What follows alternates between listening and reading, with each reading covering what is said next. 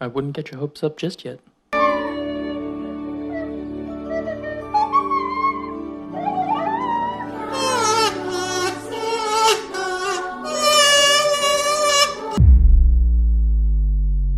L&D 135 is a player-on-player fighting game like Tekken or Mortal Kombat, with crew members upon this craft seeking out exceptional fighters across the universe.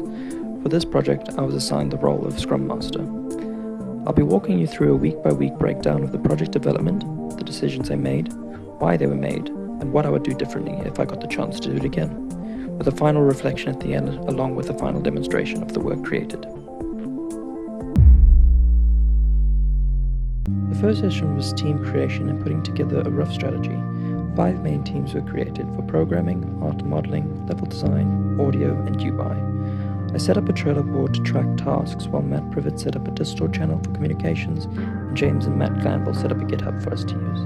In this lesson, I spent my time initializing the trailer board and making sure everyone was in these channels to see progress from the other teams, as well as be able to upload their contributions onto GitHub.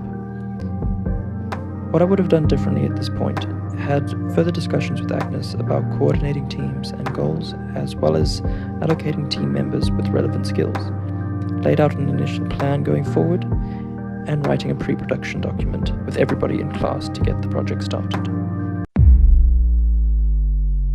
We had our first planning day with Z and laid out what tasks were going to be done in this lesson, and started planning what deliverables would be produced by the team leaders. This week I put together a priority list and all the artifacts needed to complete the project, including menus, movements, and other items which came up to 102 pieces. I also put together a coding and folder standards document for the programmers or anyone else to refer to. This will ensure a navigable project as well as allow everyone to work together easier. I was able to also do code reviews against this later on.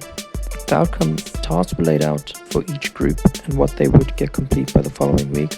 Although deliverables seemed to be low priority looking back, there was a start in delivering artifacts. What I would have changed, along with a clearer plan, implementing sprints and getting the deliverables and artifacts from each sprint, we took too many considerations on board that fogged up the goals.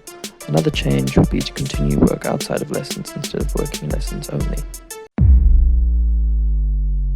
Each week started the same, a meeting with Z, Agnes and myself, followed by a team leader meeting for an action plan for the day. I gathered the programmers around an assigned task based on a production list.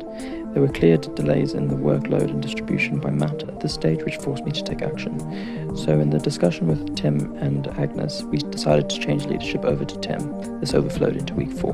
Programmers were finding the lack of work and testing an issue, so I planned with Tim to put a better strategy in place, which was then refined with Agnes in the following weeks. The outcome. Planning would start to be weekly occurrence from this point. Change in leadership proved to be good as planning started as soon as Tim joined. Individual artifacts were produced, but not in a cohesive state. What would I change?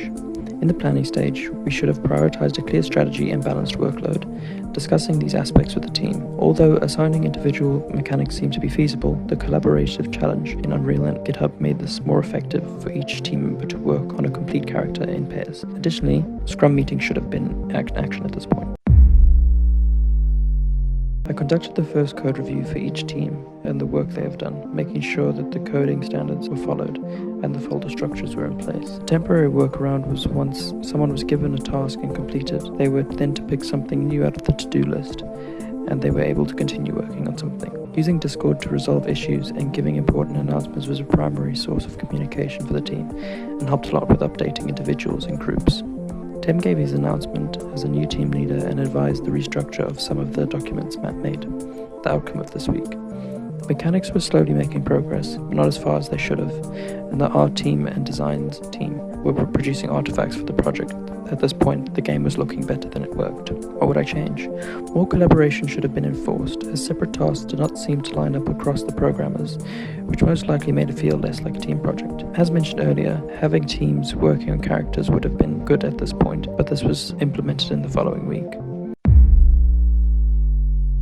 After taking on the feedback in our teams with Z, Tim and I laid out a new strategy by creating teams and their tasks, as per our planning in the previous weeks. This was the first use of the Scrum role directly communicating with the teams and what their tasks were, and planning the deliverables and aligning them with the art and design teams. Teams of 2 were formed to work on 1 character each, so each team was given a production document of their own to complete and track progress. This was the first Scrum meeting to lay out what was needed by each team, and a follow-up would be used to track thereafter and make amendments along the way. This solved the problems with the ability to test their code and character mechanics. This was a welcome change and saw the most progress in development of the characters from this point. I spent most of my time in lesson discussing the role with Z and improving my understanding of the expectations of a Scrum Master, as well as helping the GitHub team in getting updates from everyone else in lesson be able to plan more effectively in the future. What I would have changed: tracked and asked for more specific outcomes from each team, so this can be tracked and later used in Scrum meetings. Tracked the changes on Trello more effectively, and getting individuals to make their own changes on their production documents rather than doing this within the meeting, so that planning strategy would be more dynamic. The push in week 5 is what the project needed and allowed us to get a good idea of each team's abilities based on how much was completed on each individual character. Agnes and I identified issues with that strategy, which we fed back to Z in our adaptations to move the project forward. The issues found were duplicate code and a lack of progression on aspects that link the characters together in the game. Over Discord, a plan was made before the lesson. Further using feedback Z provided, I held a Scrum meeting to identify progress and bottlenecks. I then delivered a reallocation based on the characters that had been fully modeled and animated to the stronger teams, while a core team fused parts of the working code into one character, while deleting duplicate code. Other teams allocated were on character abilities, second character, player 2 controls, in lower priority. Stronger teams that allowed to finish quickly would move down the priority list and help other teams along the way. This was to reduce the amount of teams, but also allowing the finished code to be handed to the core team. When communicating with the GitHub team, issues were identified with bandwidth and conflicts, slowed down people being able to push and pull, making code reviews a little bit difficult, but these were usually resolved within the first hour of the lesson. The first demo was produced here to show a working character with key movements and level design shown in the beginning of this video, and their improvements during week 7 are shown here. I started this project knowing very little about the role, but learned a lot about it along the way. Figuring out a leadership role, how to use sprints and meet deliverables, planning and structuring workloads by speaking to the project leader, and testing different ways of leading that work with the team. A lot of feedback was given by Z about how the Scrum role works and what it's all about. From the start, I learned to strategize, communicate and plan according to the needs of the team, resolving conflicts or bottlenecks in production, and how effectively to run sprints to identify and resolve these problems. I also learned a lot about prioritization and what sacrifices need to be made as the project approaches the deadline.